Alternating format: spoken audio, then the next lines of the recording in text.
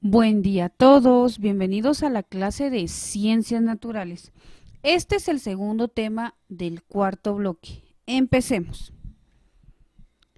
El día de hoy hablaremos del interior de la materia. La clase anterior hablamos de la materia, los estados físicos de la materia, pues el día de hoy hablaremos qué es lo que se encuentra en el interior de esa materia.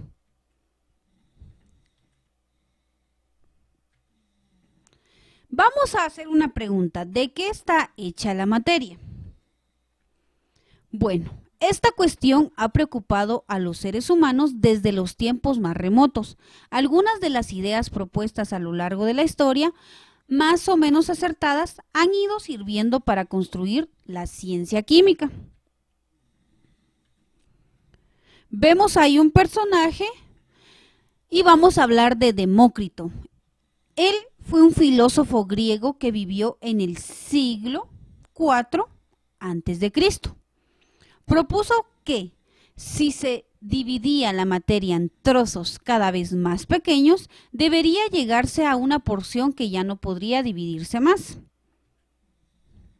A esta porción mínima e indivisible, base de toda la materia, la llamó átomo. Demócrito le dio el nombre a esas partículas que formaban parte de la materia. Al principio él decía que la materia o que el átomo que se encontraba en el interior de esa materia era indivisible. Vemos otro personaje. Las ideas de Demócrito no fueron admitidas. La influencia de Aristóteles, otro gran pensador griego, hizo que se impusiera la teoría de los 4 elementos. Y aquí viene otra teoría distinta a lo que dice Demócrito, quien afirma que existe 4 elementos, el filósofo Aristóteles. Según Aristóteles, la materia estaba formada por cantidades variables de. Él decía que todo lo que existe alrededor y todo lo que se encuentra en el interior de esa materia estaba formado por tierra, agua, aire y fuego, conocido como los 4 elementos. Aire, agua, tierra y fuego. El predominio de uno u otro de estos elementos hacía que la materia fuera húmeda, fría, seca y caliente, según Aristóteles.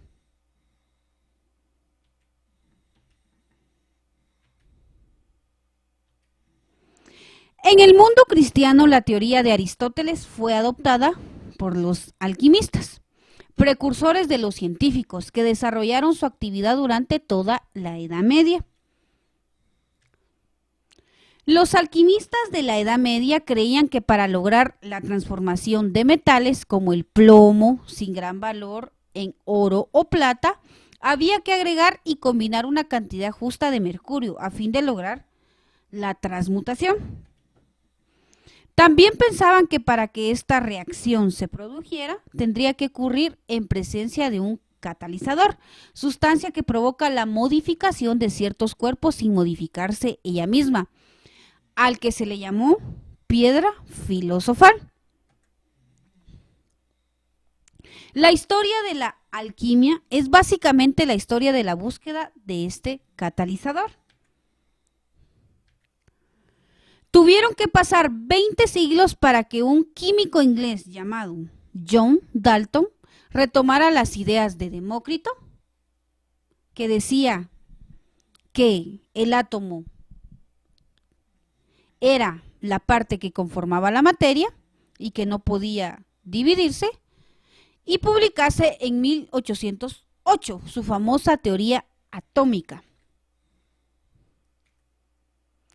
La materia no es continua, sino que está formada por partículas indivisibles, llamadas átomos, entre las cuales no hay nada, está el vacío. Los átomos se pueden unir para crear combinaciones de átomos que forman los compuestos químicos. Eso dice John Dalton, retomando en 1808 la teoría de Demócrito. Y tenemos acá otro personaje conocido como Joseph John Thomson, 1856-1940. Las ideas de Dalton fueron perfeccionadas por otros científicos. En 1897, el británico Joseph John Thomson descubrió unas partículas con propiedades sorprendentes. Prácticamente no tenían masa y tenían carga eléctrica negativa, a las cuales le llamó electrones.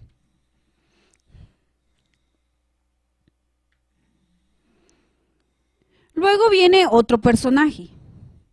En 1911, el físico británico Ernest Rutherford descubrió que el interior de los átomos estaba prácticamente hueco, a excepción de la zona central ocupada por un pequeño núcleo, en el que se concentraba toda la masa del átomo y que además tenía carga eléctrica positiva. Hoy sabemos que el átomo es divisible, puesto que está formado por partículas más pequeñas llamadas partículas subatómicas, gracias a la investigación de estos personajes que vimos anteriormente. Así es como se descubre que el átomo es divisible y que es el que forma o lo que está en el interior de la materia. Estas pueden ser de tres tipos: protones, neutrones y electrones. Y ahí tenemos la imagen de cómo se piensa que es un átomo compuesto por protones, neutrones y electrones, partículas subatómicas que son divisibles. Los protones y los neutrones están en el núcleo y los electrones están en continuo movimiento, como lo podemos ver en la imagen. Los protones y los neutrones se encuentran en la parte interna del átomo, que son las burbujitas azules y rojas que podemos ver. Y en este caso tenemos ahí los electrones que están en continuo movimiento, que están formando la corteza o que están alrededor del núcleo, que son los que ustedes ven rodando en la imagen que se les muestra. Veamos los electrones. Ahí tenemos una imagen de cómo se piensa que los electrones se mantienen en constante movimiento. Poseen una masa de 1.840 veces menor que la del átomo más pequeño, el de hidrógeno. Tiene carga eléctrica negativa. Se están moviendo constantemente alrededor del núcleo siguiendo unas órbitas. Veamos los protones. Se encuentran en el núcleo, en el interior, habíamos dicho anteriormente. Tienen carga eléctrica positiva. Poseen una masa semejante a la del átomo de hidrógeno. Ahora veamos los neutrones. Constituyen los núcleos de los átomos junto con los protones. No tienen carga eléctrica, son neutros. Poseen una masa prácticamente igual a la del protón. Vamos a resumir. Tenemos ahí la imagen de un átomo. Tenemos la órbita de los electrones, tenemos el núcleo, el protón, neutrón y electrones. Ahora, lo que van a hacer ustedes es localizar. Vamos a colocar en donde corresponde. Esta tablita ustedes la van a colocar en su cuaderno, exactamente como la vamos a resolver en este momento. Partícula, localización. El protón se encuentra en el núcleo. Su masa es de... Su carga positiva. Neutrón se encuentra en el núcleo y su carga es neutra, no tiene. Electrón se encuentra en la corteza, fuera del átomo, su masa y su carga. Si se pueden dar cuenta, ya resolvimos la tabla y es la tabla que ustedes van a resolver y colocar en su cuaderno, por favor. Muy bien, chicos, eso sería todo por hoy en la clase de Ciencias Naturales. La tarea es pasar la tabla al cuaderno que acabamos de resolver